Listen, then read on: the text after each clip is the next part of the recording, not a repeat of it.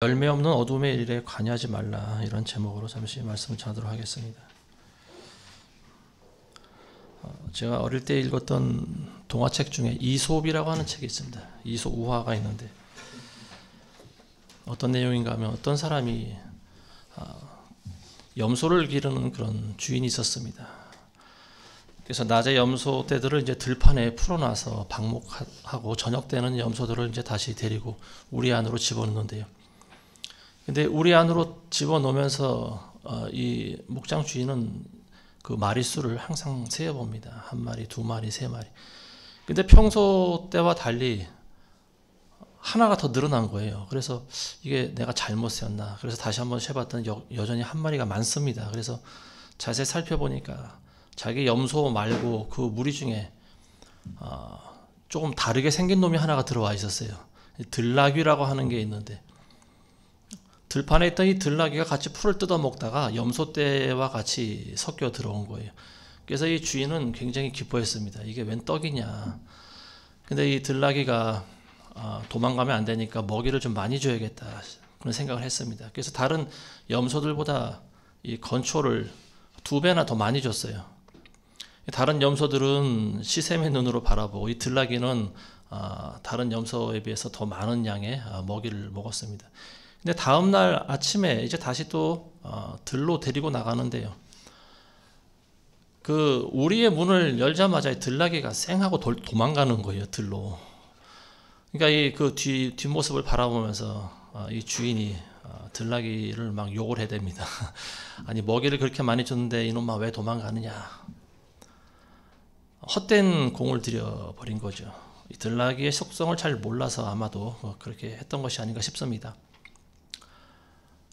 이와 비슷한 내용이 성경에도 기록이 되어 있는데요. 이게 뭐냐면은 이사야서 5장에 보면은 하나님께서 포도원의 비유를 드시는 내용이 나오고 있습니다. 어떤 농부가 포도원을 만들고 기름진 그 옥토밭을 가꾸고 망대를 세우고 또 울타리를 치고 그리고 최상급 포도나무를 심습니다.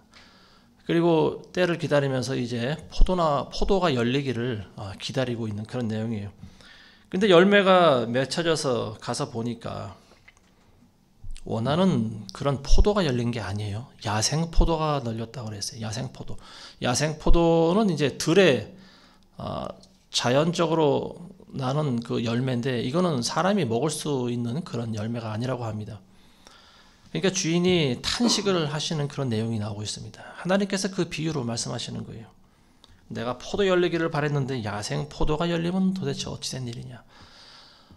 이게 누구를 놓고 비유한 거냐면 이스라엘 백성들을 놓고 비유한 거죠. 하나님께서 그렇게 많은 은혜를 주시고 지켜주셨는데도 불구하고 열매가 맺어지지 않는다라고 하는 거죠. 다른 우상을 숭배한 그 모습을 두고 이제 하나님께서 탄식하면서 선지자에게 주신 말씀입니다. 포도를 심었으면 포도가 열려야 되는데 야생 포도가 열리면 어찌된 일이냐. 이제 하나님께서 탄식하시는데요. 자, 이제 우리의 입장에서 한번 살펴볼 필요가 있습니다. 크리스찬의 입장에서 이제 이 말씀을 한번 우리에게 적용을 해본다라고 하면은 우리는 이렇게 생각할 수가 있다라고 하는 거죠.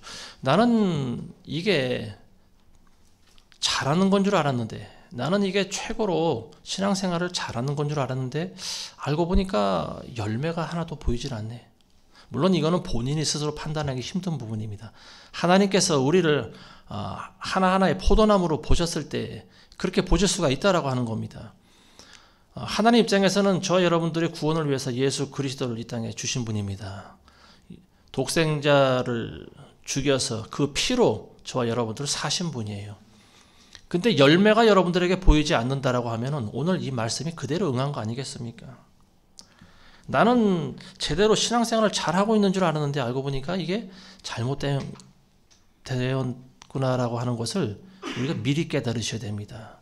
뒤늦게 가서 심판대 앞에 가서 열매가 없다라고 하는 책망을 여러분들 들으시면 안 됩니다.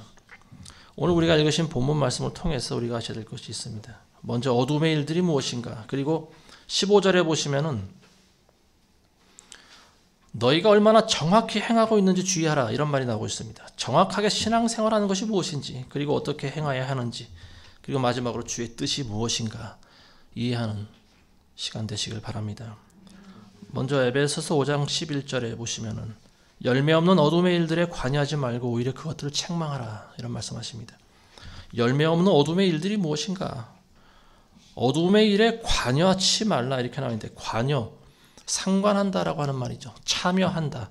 더 나아가서는 교제한다라고 하는 말입니다. 단순히 그들의 일에 가담만 하는 것이 아니고 적극적으로 그들과 함께 교제하는 일을 이야기하고 있습니다.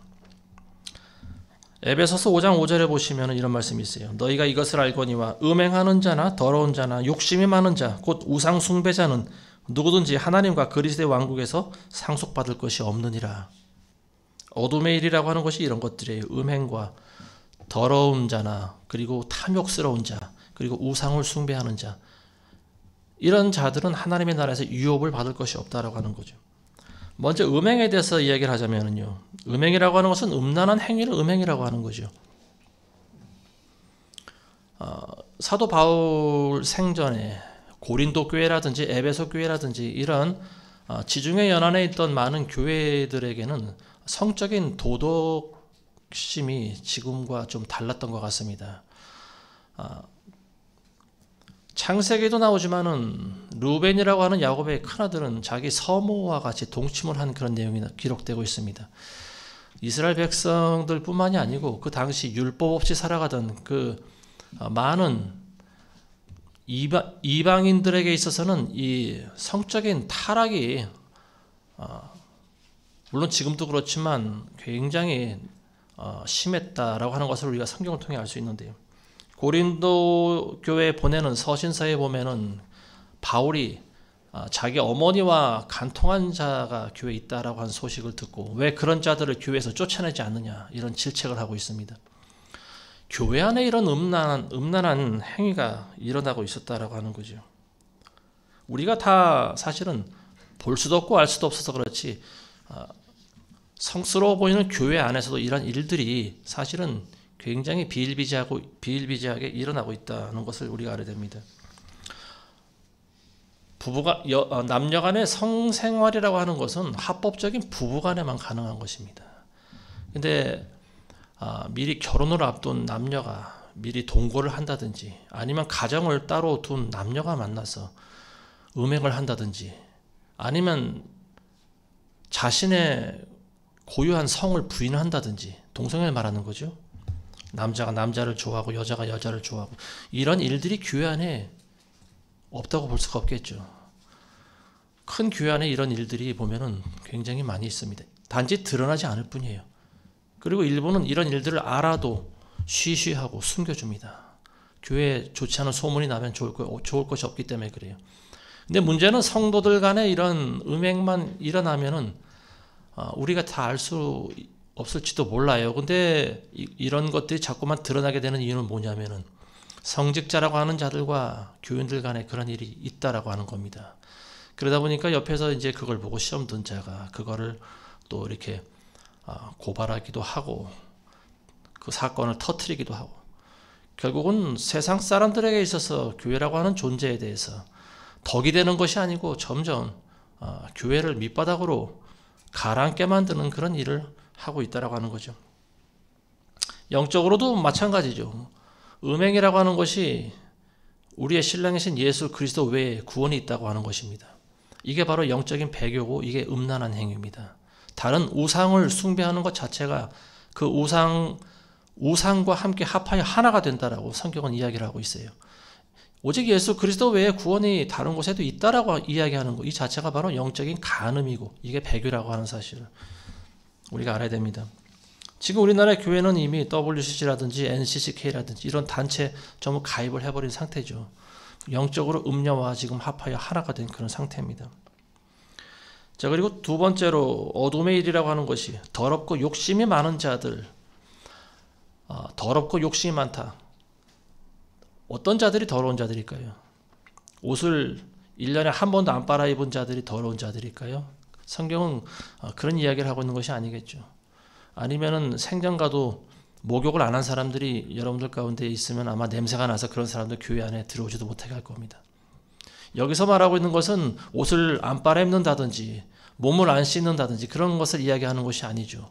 더러운 자라고 하는 것은 뭐냐면은 말을 가리지 않고 하는 사람을 이야기하고 있습니다. 말이 더러운 사람이에요. 예수님께서 말씀하신 것이 바로 그거죠. 먹는 것이 너희를 더럽게 하는 것이 아니고 너희의 입에서 나오는 것이 너희를 더럽게 하느니라. 더러운 자라고 하는 것은 입을 더럽게 하는 사람을 이야기하고 있습니다.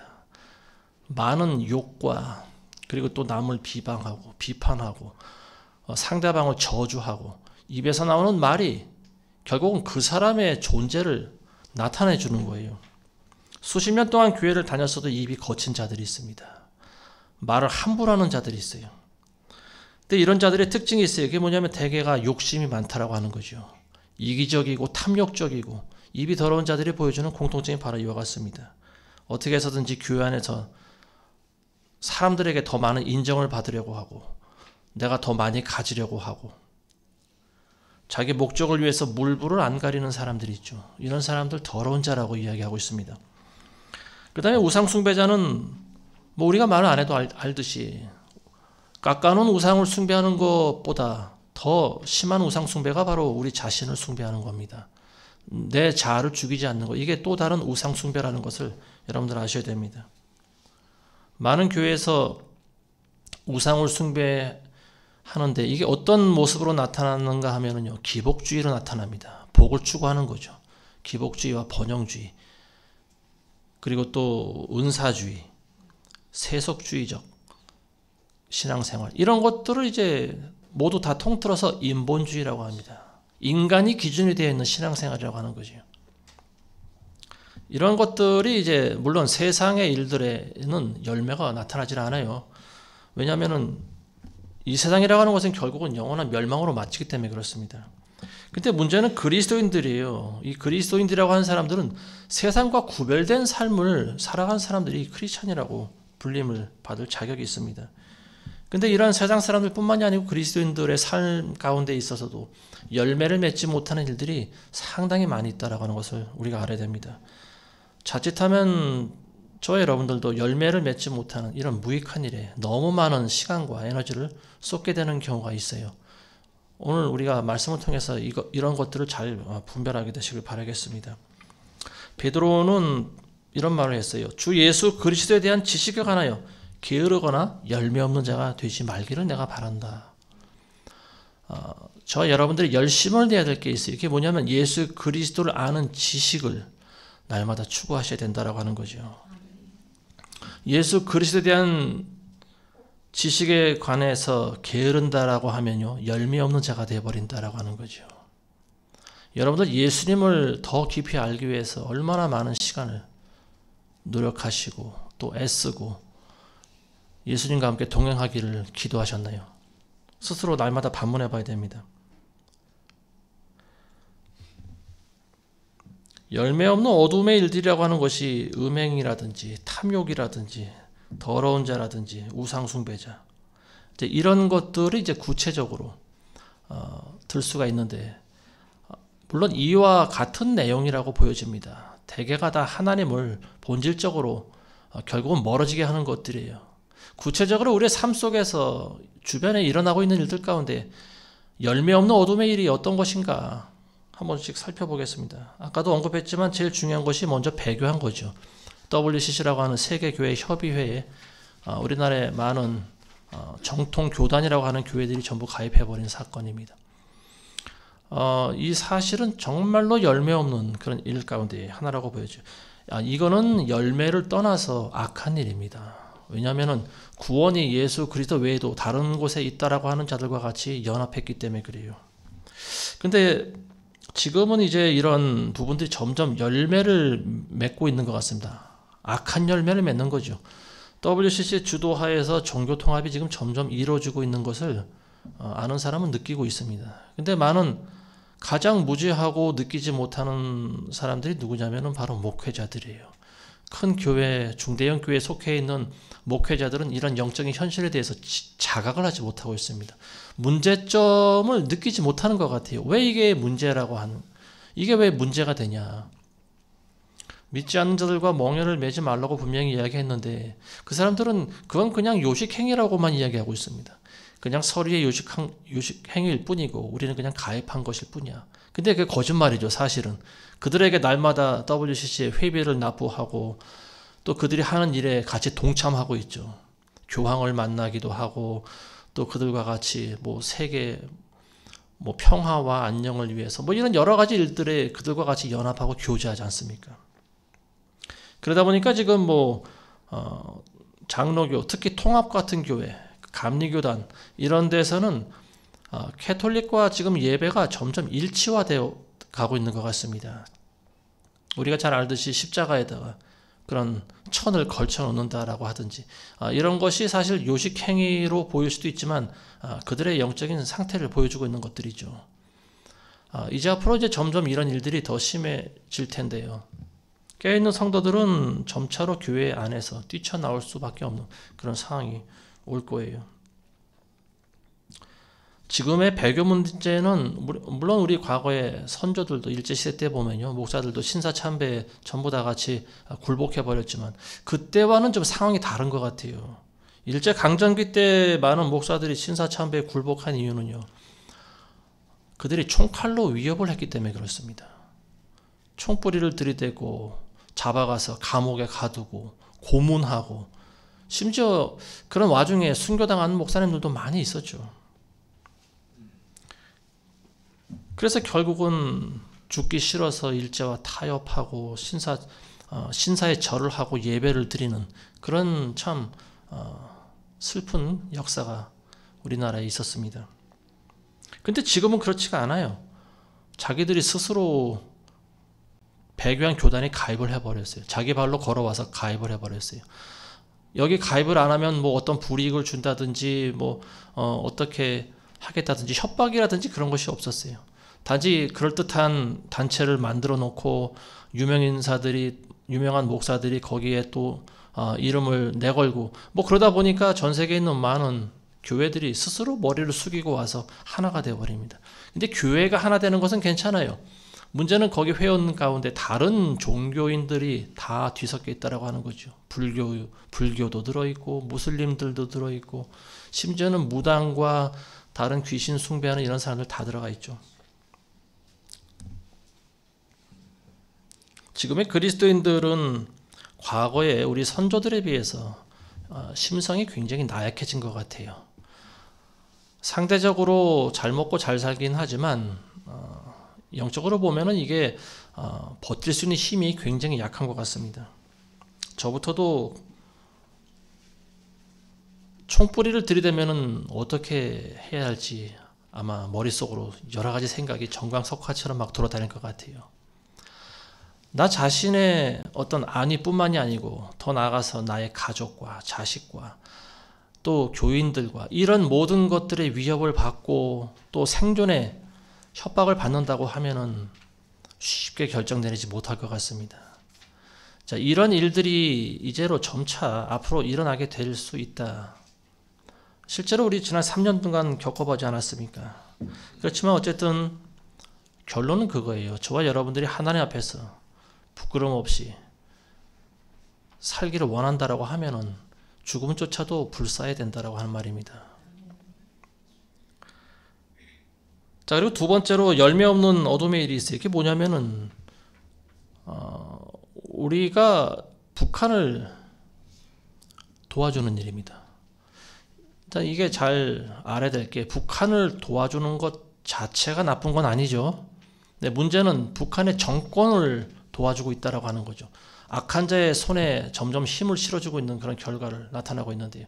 그 많은 교회들은 왜 그런지 모르겠어요. 그들은 눈이 멀었는지 귀가 멀었는지 북한의 어떤 그런 공식적인 루트를 통해서 많은 쌀과 돈과 뭐 밀가루와 이런 물자들을 지원해줘요. 그럼 그게 북한 주민들한테 배급이 되는가 하면 하나도 돌아가지 않습니다. 그런 것들은 전부 북한의 군대를 먹여 살리는 데 다 사용되어져요. 저는 이 시대에 이만큼 열매 없는 일이 또 있을까 이런 생각을 합니다. 우리는 선의로 그들을 도와줬지만 그들은 악의로 갚습니다. 우리는 사랑으로 그들에게 베풀었다고 하지만 그들은 오히려 핵미사일을 만들어서 우리에게 쏘겠다고 협박을 하고 있는 거예요. 이거보다 더 열매 없는 일이 있을까 저는 그런 생각이 듭니다. 그런데도 오늘날 우리나라의 많은 교회를 비롯한 많은 이런 단체들은 북한을 도와줘야 된다. 이구동성으로 지금 외치고 있죠. 북한이 만일 우리가 그 돈과 물자들을 지원해주지 않았다면 아마 북한은 예전에 스스로 괴멸했을 것이다. 저는 그런 생각을 합니다. 자, 그리고 세 번째로 또 열매 없는 일들이 있어요. 이게 뭐냐면 크리스찬들이 정치적으로 빠져버리는 일입니다. 지난 5년 동안 우리는 좌파 정권 가운데서 우리는 고생을 많이 했습니다. 근데 그렇다고 해서 지금 이제 우파 정권이 또 새로 들어섰는데요. 우파라고 해서 또 영적인 현실이 달라지는 것은 전혀 없습니다. 문제는 뭐냐면은 크리스찬들이 정치적으로 하나가 되지 못하고 분열하는 거죠. 많은 사람들이 많은 신앙인들이요 보면은 우파의 신념을 갖고 있는 것이 답이라고 생각을 해요.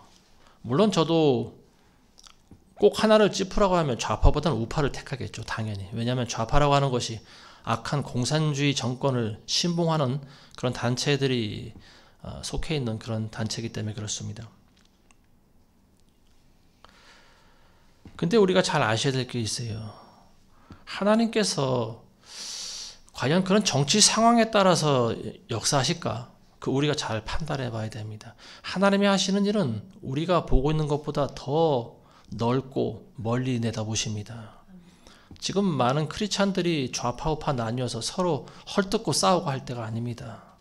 우파에 속하고 있다고 하는 일부 크리스찬들이 광화문에 나와서 지금도 그런지 모르겠어요. 하여튼 지난 좌파 정권 때 가운데 보면은 광화문에 나와서 수천 명, 수만 명이 모여서 데모를 하고 또 주도하는 어느 한 목사의 말을 경청하고 모일 때마다 헌금을 하고 그래서 이 나라의 정권을 바꾸자 이렇게 외쳤습니다. 지금 정권은 바뀌었잖아요, 이제. 근데 정권은 바뀌었는데도 여전히 그런 어떤 집단들, 그런 교인들의 모임들, 광화문에서 아무래도 제가 듣기로는 또 정기적으로 모임이 있는 것 같아요. 근데 그런 집회라든지 모임이라든지 많은 사람들이 모여서 정치적인 성향이 하나가 되는 사람들끼리 모여 있습니다. 성경에 보면은 좌파 크리스찬이 답이다. 이런 말이 있습니까? 그런 건 아니죠. 그리고 우파가 답이다 이런 말이 없죠. 그리고 좌파가 전부 나쁜 놈들이다. 이건 인간의 기준이죠. 사람을 정치적인 성향으로 좌파와 우파로 나눠서 서로 공방을 나누는 것, 이것은 열매가 없는 일들입니다. 그리고 결국 이런 것들은 어둠의 일이라고 하는 것을 여러분들이 아셔야 돼요. 지금은 아마 잘 분별을 못할 겁니다. 저도 이런 부분에 대해서 설교를 하니까 수많은 인터넷 성도들이 떠나갔어요. 그리고 이런 부분들에 대해서 또 저에게 험담을 하기도 하고 저를 비난하기도 하고 왜 우파를 옹호하지 않고 왜 그 목사님을 왜 지지하지 않냐. 전혀 지지할 마음이 없어요. 왜냐하면 하나님의 뜻과는 전혀 다른 방향으로 가기 때문에 그렇습니다. 그 특정한 목사가 지금 주도하는 것이 뭐냐면은 물론 대한민국을 구하자고 하는 그런 명분을 가지고 있어요. 근데 제가 봤을 때 이미 도를 넘어도 한참 넘었습니다. 그분이 목표하는 것이 세계에서 가장 큰 교단을 짓겠다고 그런 이야기를 하고 있어요. WCC도 비판하고 NCGK도 욕하고 배교한 교회를 이야기하면서 자기는 그들보다 더 큰 교단을 만들겠다고 하고 있어요. 이건 좀 어불성설 아닙니까? 이게 무슨 말인지 모르겠어요. 근데 그렇게 해야만 한국이 전 세계 기독교를 좌지우지할 수 있고 주목받는다라고 하는 거예요. 자, 이것이 성경적인가 과연? 우리는 이런 생각을 한번 해볼 필요가 있는 거죠. 가장 참 비싼 땅 위에 상상을 초월하는 액수의 그런 큰 건물을 지어서 가장 큰 교단을 만든다고 하는 거예요. 그런 그 교단의 교단장은 누가 되겠습니까? 말할 필요 없이 자기가 된다라고 하는 거죠.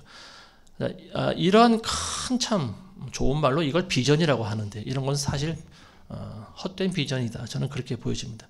왜냐하면은 하나님의 말씀과는 너무나 거리가 먼 일들을 지금 주도하고 있기 때문에 그래요. 근데 여기에 많은 사람들이 속습니다. 왜냐하면 좌파를 싫어하는 많은 우파 크리스찬들이 거기에 전부 다 몰두해버리는 거죠. 그래서 그 한 목사를 추종하고 그가 시키는 대로 많은 액수의 헌금을 하고 많은 재산을 쏟아본 사람들이 상당히 많이 있는 것 같습니다. 이야기 들어보니까.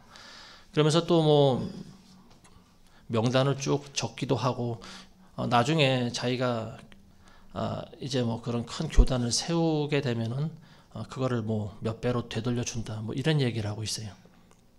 뭐 주식 투자하는 것도 아니고 이게 무슨 로또 복권 추첨하는 것도 아니고 하나님께 드려진 걸 자기가 도로 돌려주겠다. 뭐 이런 이야기를 하고 있습니다. 이 말 자체가 이게 하나님으로부터 온 것이 아니고 인간의 생각으로부터 온 것이다. 이걸 분별할 줄 알아야 됩니다. 근데 많은 깨어있다고 하는 크리스찬들이 거기에 전부 다 몰입을 하고 있습니다.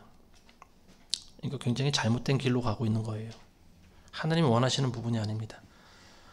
거기에 모여있는 많은 분들이 하나님이 어떤 분이신지 잘 모르는 사람들이에요. 제가 봤을 때는. 물론 인도하는 자가 맹인이니까 맹인된 양들이 그 뒤를 따라가는 거겠죠. 이 세상이 어떻게 돌아가고 있는지 알기 위해서는 정치적인 성향, 정치적인 부분 이거 하나만 가지고 따지면 안 돼요. 그건 굉장히 협소하게 보는 겁니다. 크리스찬들은 보다 널리 내다볼 줄 알아야 돼요. 하나님께서는 우리가 아시는 그러한 작은 분이 아닙니다. 하나님께서는 온 세계를 다 보고 계세요. 모든 인간들을 나중에 심판하시기 위해서 하나님 많은 준비 작업을 하고 계십니다. 우리나라도 그 중에 일부일 뿐이에요.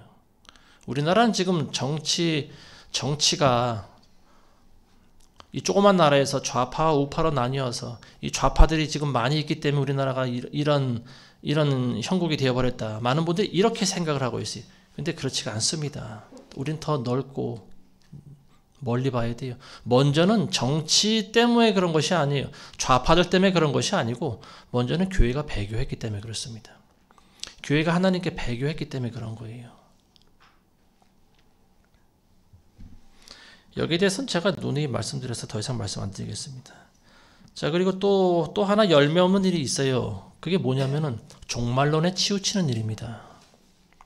마지막 때를 아는 것은 귀한 일입니다. 그렇지만 거기에 너무 치우쳐버리면은 종말론자가 돼버려요. 여러분들 종말론자의 결론이 어떤지에 대해서 TV를 통해서 보시지 않았습니까? 믿음이 좋다고 하는 사람들이 종말론에 빠지면은 전부 흰옷 입고 산속에 들어가 버립니다. 그리고 재산을 다 팔아서 교회에 기부하고 주님 오실 날만 바라보고 있어요. 하늘만 쳐다보고 있어요. 이렇게 되어서는 안 된다라고 하는 겁니다. 자, 종말에 치우치다 보면은요, 결국 열매를 맺지 못하는데 가장 중요한 것을 하지 못하기 때문에 그렇습니다. 가장 중요한 것이 뭘까요? 주님 오실 때까지 예수 그리스도의 계명을 지키는 일입니다. 너희는 서로 사랑하라고 하는 거예요. 하나님을 사랑하고 이웃을 사랑하라. 이 계명을 우리가 주님 오시는 날까지 지켜야 됩니다. 근데 종말론에 자꾸만 심취하다 보면은요, 많은 지식과 정보가 점점 쌓여요. 그러면서 나 자신도 모르게 변화가 되는데 그게 뭐냐면은 점점 산속으로 기어 들어가게 돼 있습니다. 산속으로 들어가는 거예요. 외딴 섬으로 고립되든지 아니면 나타나질 않는 거예요. 그리고 어디 가서든지 내가 그리스도인이라고 하는 말조차 숨겨버리는 거예요. 너희는 세상의 빛과 소금이라고 그랬습니다. 주님 오실 때까지 우리는 그렇게 살아가야 돼요. 근데 지금은 그렇게 하는 사람들이 종말론에 심취한 사람들은 그렇게 할 수가 없다고 보여집니다. 물론 우리가 지난 3년간 이 전염병 사태를 겪으면서 깨달은 게 있어요. 극한 상황이 오면은 이 세상 권세자들이 교회와 크리스찬들을 어떻게 핍박하는지 우리가 이미 한번 공부하고 배웠습니다. 근데 이게 웬 은혜인지 아니면 저들의 계략인지는 모르겠어요. 근데 어쨌든 지금 잠깐 동안이라고 보여지는데요. 지금 많은 것들이 다시 풀어졌어요. 예전과 같이 일상이 회복되었습니다. 복싱 경기를 보시는 분들은 알겠지만요. 둘이서 치열하게 난타전을 벌이다가 한 명이 쓰러지거나 KO 당하면은 그 경기에 볼 게 없겠죠. 근데 대등한 실력을 가지고 서로 치고 받기를 비슷하게 한다라고 하면요, 이 심판들이 점수를 매길 때 굉장히 아마 고민을 할 겁니다. 선수들의 입장에서는요, 마지막 회에 공이 울리기 전까지 죽기 살기로 상대방을 쓰러뜨리기 위해서 치고받기를 해야 돼요. 이게 바로 복싱 경기입니다. 근데 이제 마지막 회전이 이제 뭐 다 된다라고 해서 대충 슬슬 싸우고 그러다가 방심하면 안 돼요. 왜냐하면 상대방의 주먹에 한 대 제대로 맞으면 KO 당할 수가 있기 때문에 그렇습니다. 언제든지 상황이 역전될 수 있는 경기예요. 그래서 복싱 경기라고 하는 것은 끝날 때까지, 공이 울릴 때까지 조금도 방심할 수 없는 그런 경기입니다. 물론 모든 운동 경기가 다 그래요. 축구도 마찬가지죠. 1대1로 서로 비기고 있는 상황에서 연장전까지 갔는데 휘슬이 이제 전광판 시계를 보니까 이미 주어진 시간이 다 되고 이제 뭐 한 30초밖에 안 남았어요. 그럼 선수들은 어떻게 할 거예요? 서로 넋놓고 있을까요? 아니죠. 공이 이 마지막 제로가 될 때까지 더 치열하게 움직이는 거예요. 공을 죽기 살기로 입에서 개거품 몰면서까지 공을 몰고 어떻게든지 상대방의 골문에 공을 넣기 위해서 힘쓰지 않겠습니까? 두 팀이 모두가 다 거기서 이겨야만 결승에 올라갈 수가 있는 거예요. 이런 상황이라고 하면 그 경기는 정말로 치열할 겁니다. 제가 왜 이런 말씀을 드리냐? 우리의 영적인 현실도 이와 다르지 않기 때문에 그렇습니다. 주님 오실 때까지 저와 여러분들 치열한 싸움을 해야 됩니다. 근데 그 치열한 싸움이라고 하는 것이 산속에 숨어서만 할 수 있는 것은 아니잖아요. 중보기도라고 하는, 물론 그런 타이틀과 명목도 있죠. 그렇지만 우리는 뭔가 할 일이 있어야 돼요. 각자의 사명이, 주어진 사명이 다 있겠지만 어쨌든 크리스찬들에게 있어서 가장 큰 사명이라고 하는 것은 복음을 전하는 일입니다. 예수 그리스도의 복음을 전하는 일이에요. 예수님 외에는 구원이 없다라고 하는 것을 전하는 일입니다. 그 일을 주님 오실 때까지 해야 되는 일이에요.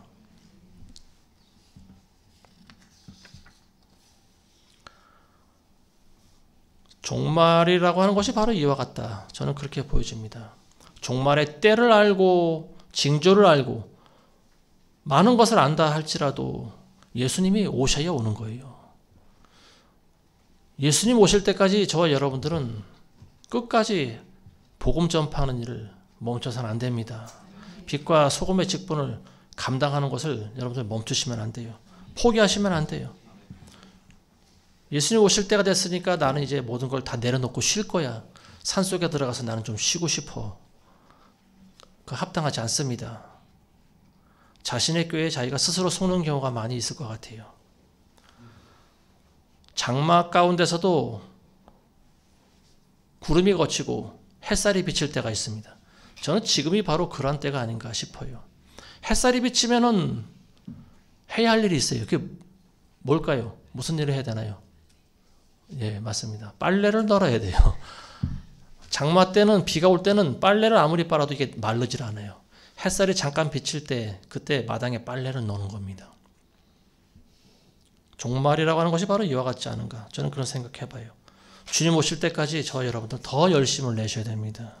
피하려고만 하지 말고 숨으려고만 하지 말고 당당히 세상과 맞서서 싸울 줄 알아야 돼요. 자, 오늘 15절의 말씀 한번 보겠습니다. 그러므로 너희가 얼마나 정확히 행하고 있는지 주의하라 그랬어요. 미련한 사람같이 행하지 말고 현명한 사람같이 행하여 시간을 사서 얻으라. 이는 그날들이 약하기 때문이다. 자, 사도 바울은 너희가 얼마나 정확하게 행하고 있는지를 주의하라 그랬어요. 정확하게. 신앙생활이라고 하는 것이 어영부영해서는 안 된다라고 하는 거죠. 정확하게 행해야 된다라고 하는 말입니다. 자, 먼저는 어떻게 생활하는 것이 그럼 잘하는 것인가? 음행이나 우상숭배나 탐욕을 부리는 것이나 이런 것들을 멀리하는 것이겠죠. 자, 근데 여기서 이야기하는 것은요, 16절에 보면은 시간을 사서 얻으라 이런 이야기를 하고 있어요. 시간을 어떻게 활용하는가, 이게 바로 미련한 자와 현명한 자의 차이를 구분 짓는 일입니다. 시간을 사서 얻으라 그게 무슨 말일까요? 시간을 돈 주고 살 수는 없겠죠. 모든 사람에게 하루는 24시간 정해져 있는 것입니다. 근데 바울은 너희가 시간을 사서 얻으라. 왜냐하면 그 날들이 악하기 때문이다. 이런 이야기를 하고 있습니다. 자, 여기서 알 수 있는 말이 있어요. 왜 시간을 사서 얻어야 된다고 이야기하는 것인가 하면요. 그 날들이 악하기 때문이라는 거예요. 악하기 때문에 저와 여러분들의 시간을 빼앗는다라고 하는 말입니다. 세상이 악해질수록 점점 세상은 바쁘게 돌아가죠. 여유가 없게 만들어버리고 많은 사람들은 시간을 사용할 줄 몰라요. 세상 일에 몰두해버립니다. 그냥 먹고 사는 일에 집중해버려요. 그리고 남은 시간 동안 스마트폰을 들여다보면서 오락을 하든지 채팅을 하든지. 그럼 남는 시간 동안 도대체 하나님을 위한 시간이 어디 있나요? 시대가 점점 악해져 가고 있다라고 하는 증거가 바로 그거예요. 여러분들 주머니에 있는 스마트폰이 여러분들로부터 자꾸만 시간을 빼앗고 있습니다. 그래서 여러분들이 시간을 사서 얻어야 된다. 하루 24시간을 쪼개서 하나님을 위한 시간을 만들고 더 나아가서는 우선순위의 법칙에 따라서 먼저 하나님의 일을 하고 그 다음에 세상 일을 하라. 이런 이야기예요. 이게 바로 지혜로운 사람이 마지막 때 행해야 될 그런 행동이라고 보여집니다. 현명한 사람은 시간을 산다는 거예요. 자, 디도서 3장 14절에 보면 또 이런 말씀이 있습니다. 또한 우리에게 속한 사람들도 필요한 것들을 위해서 선한 일에 진력하는 법을 배우게 하라. 이는 그들로 열매 없는 자가 되지 않게 하려 함이라. 자, 크리스찬들이 자칫 잘못하면은 엉뚱한 곳으로 달려갈 수 있다라고 하는 거죠. 많은 시간과 노력을 투자했는데 나중에 보면 열매 없는 일들이 많이 있다라고 하는 거예요. 그래서 바울은 너희가 정확하게 행하라고 그런 이야기를 하고 있습니다. 좁은 길을 향해 정확하게 가야 된다. 이런 이야기를 하고 있습니다. 왜냐하면 열매가 맺어지지 않으면 안 되기 때문에 그렇습니다. 저와 여러분들은 선한 일에 전력 질주해야 됩니다. 어떤 것이 선한 일에 전력 질주하는 것인가 우리가 잘 알아야 돼요.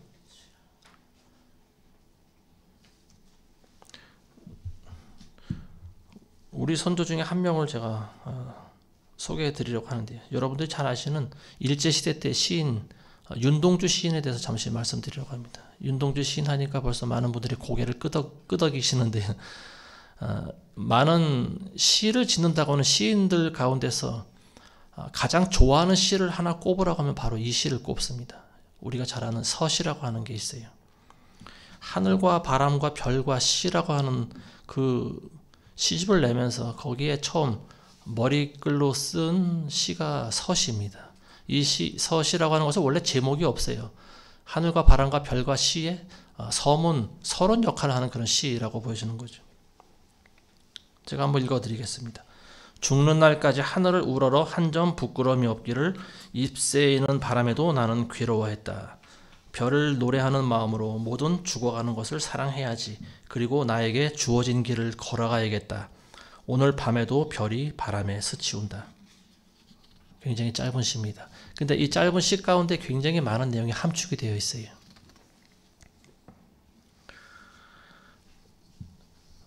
여러분도 윤동주 시인이 이 시를 쓸 때 나이가 몇 살인지 아세요? 24살 때 지은 겁니다. 20대 청년들은 회개할 줄 알아야 됩니다. 저부터도 회개해야 돼요. 나는 20대 때 과연 무엇을 하면서 살았는지 회개를 해봐야 됩니다. 이 윤동주 시인이 일제 때 일본에 가서 유학을 했어요. 근데 한국으로 돌아오려고 하기 전에 그 일본 경찰들한테 잡힙니다. 독립운동에 가담했다는 그런 죄목이에요. 그래서 감옥살이를 하는데요. 감옥에 갇혀있다 결국은 감옥에서 죽음을 맞이합니다. 병을 얻고 죽는데요.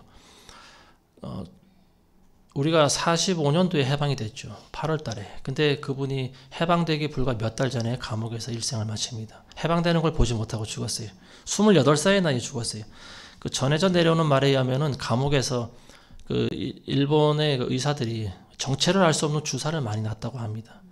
그 주사가 뭔지는 알 수 없겠지만 어쨌든 이 윤동주 시인은 마루타가 돼서 죽었을 가능성이 있을 것 같습니다. 이 서시라고 하는 시는 죽기 전에 1941년도에 쓴 시인데요. 4년 후에 자기가 죽게 될 거라고 하는 것을 아마도 예견한 그런 시가 아닌가 싶습니다. 이 윤동주 시인은요, 죽는 날까지 하늘을 우러러 한 점 부끄럼 없는 삶을 살기를 소망했다라고 하는 거죠. 이분은 독실한 크리스찬으로 알려져 있습니다. 이분의 시를 세상 사람들이 해석하려면 아마 100% 정확한 해석을 하지 못할 수 있을 것 같아요. 근데 같은 크리스찬의 마음을 가지고, 하나님 믿는 마음을 가지고 이걸 해석하면 이게 해석이 잘 되는 것 같습니다. 저와 여러분들은 죽는 날까지 하늘을 우러러 살아가야 됩니다. 하나님 앞에서 한 점 부끄러움 없는 그런 삶을 살아가야 된다고 하는 거죠. 그리고 내 생명을 살리는 것보다 하나님의 계명을 지키는 것을 더 우선시하고 먼저 하며 살아가기를 원해야 됩니다. 그걸 위해서 이 윤동주 시인은 기꺼이 죽음의 길을 선택한 것이 아닌가 싶습니다. 많은 일제 경찰들이 와서 회유를 했을 거예요. 네가 일제에 협조하면 너를 살려주겠다. 뭐 이런 식으로 협조를 하겠죠. 회유를 했겠죠. 그리고 그가 크리스찬이라는 것을 알고 네가 믿는 하나님을 부인하면 내가 우리가 너를 석방시켜 줄게. 뭐 이런 말로 꼬셨을지도 몰라요. 근데 윤동주 씨는 거기에 굴복하지 않았겠죠. 그러니까 감옥에서 죽음을 맞이한 거 아니겠습니까? 28살의 어린 나이에 죽었는데요. 윤동주 씨는 나에게 주어진 길을 내가 걸어가야겠다 이런 말을 하고 있어요.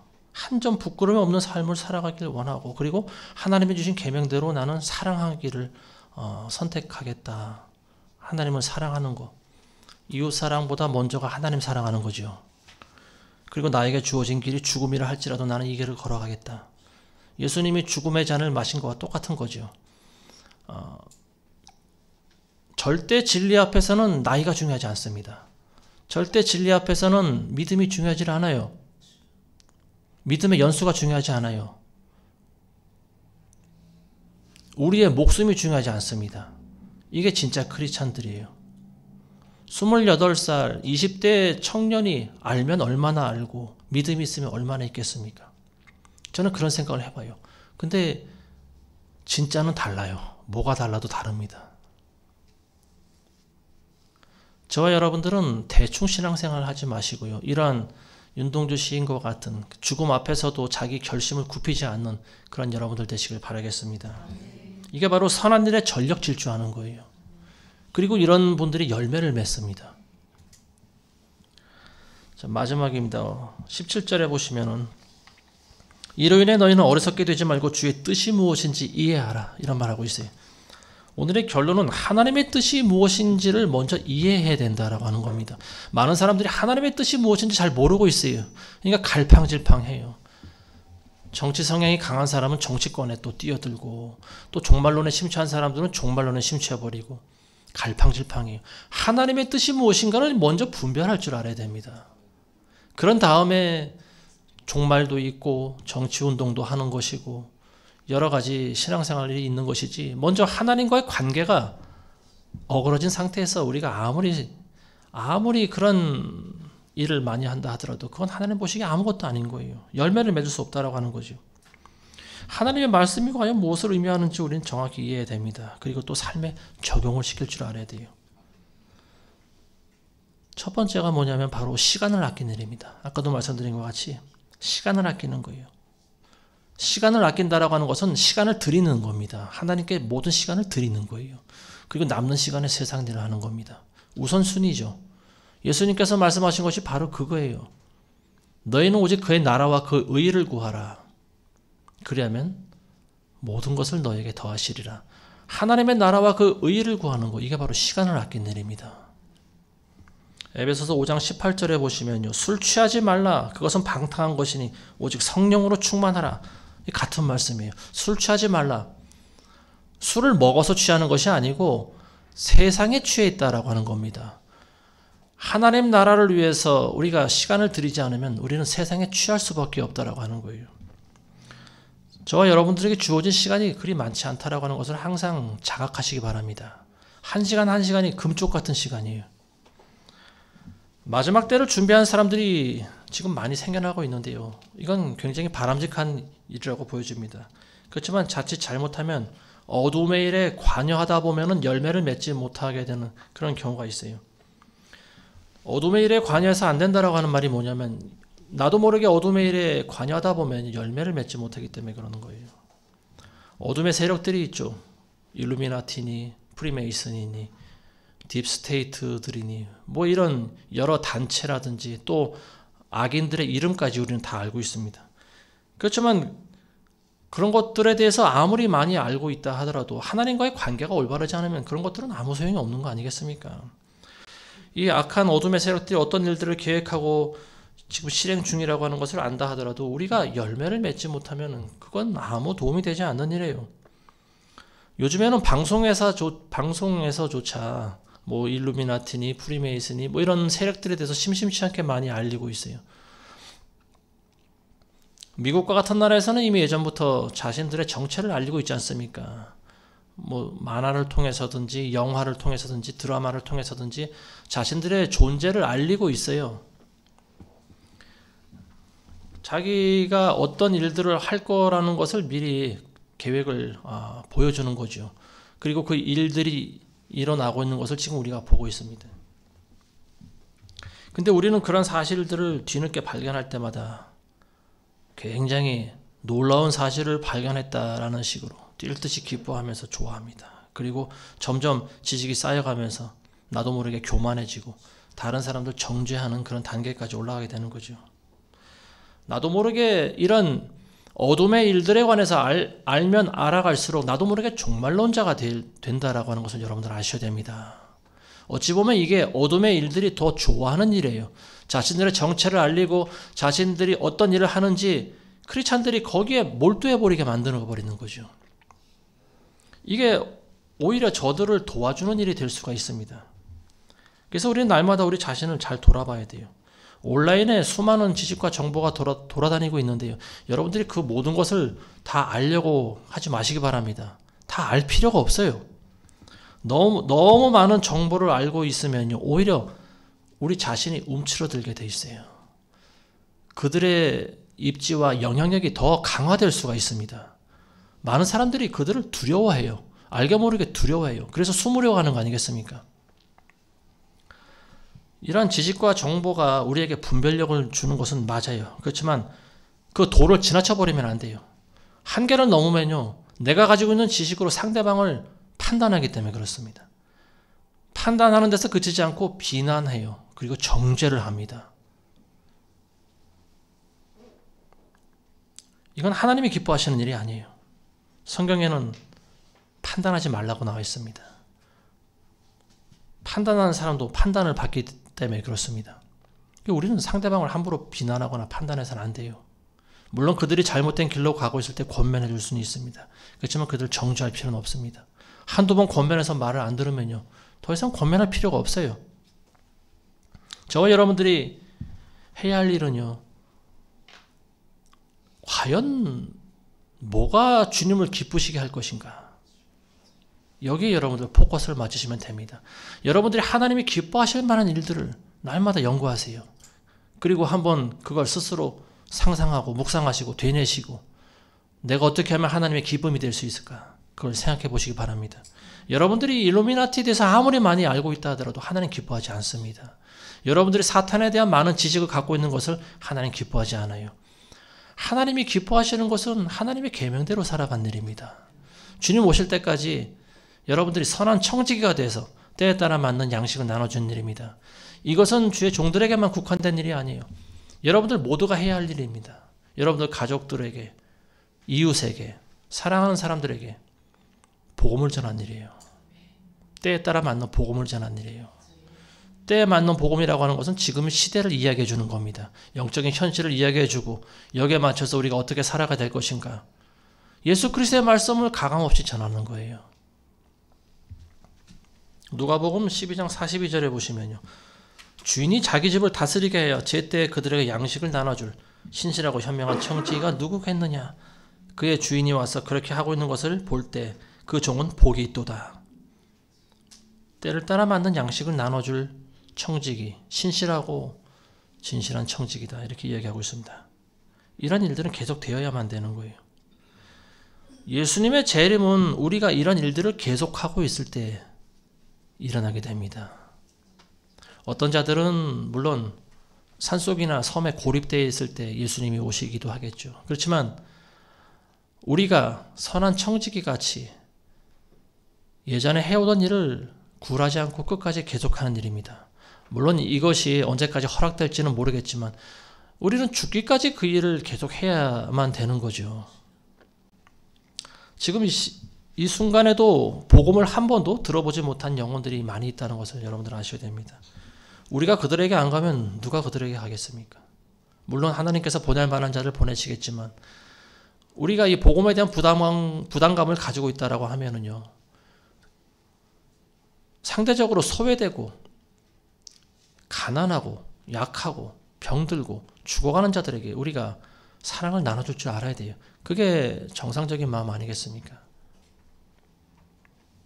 바울은 기회가 닿는 대로 모든 사람들에게 선을 행하라고 했습니다. 모든 사람. 우리 민족뿐만이 아니죠. 북한도 포함되고 이스라엘도 포함되고 터키도 포함되고 아랍과 이슬람과 무슬림과 모든 사람들 다 포함되는 거예요. 기회가 닿는 대로 그들에게도 선을 베풀라고 하는 거죠. 특히 믿음의 가족들에게는 더 그런 일을 해야 됩니다. 바울이나 베드로나 다른 제자들도 그 당시에 예수님이 곧 재림할 거라고 그런 신념을 가지고 있었습니다. 근데 그들이 예수님이 오실 때가 가까이 왔다고 해서 그들이 산속에 숨었나요? 섬에 가서 혼자 농사 짓고 살았나요? 그렇지 않았어요. 그들은 오히려 위험한 지역에 돌아다녔습니다. 복음이 들어가지 않은 곳을 찾아다녔어요. 바울 같은 이는 호랑이 굴과 같은 로마에 가서 복음을 전했습니다. 그리고 거기 교회가 세워지게 했어요. 이게 그리스도인들이 살아가야 될 신앙 태도입니다. 세상이 악해지고 어두워지고 경제가 무너지고 은행이 무너지고 지진과 각종 천재지변이 일어나고 수많은 일이 앞으로도 계속 일어나겠죠. 근데 그런 일이 일어난다고 우리가 숨어 있는 것이 답이 될까? 저는 그런 고민을 해왔고 지금도 하고 있습니다. 근데 결론적으로 숨는 자들은 숨겠죠. 준비할 자는 준비하고 노아의 방주를 만들 자들은 방주를 만들고 방주라고 하는 것이 무엇일까? 결국은 예수 그리스도의 품이 방주입니다. 예수님 품 안이 곧 방주 아니에요. 예수님 안에 모든 이방인과 유대인과 모든 민족들이 다 들어있지 않습니까? 예수 그리스도 안에 거하는 거예요. 이게 바로 방주 안에 거하는 거고 안전한 곳에 피신하는 겁니다. 산이나 들이나 어느 곳이나 하늘에서 뿌려대는 이 캠트레일을 피할 수 있는 곳이 아무 곳에도 없어요.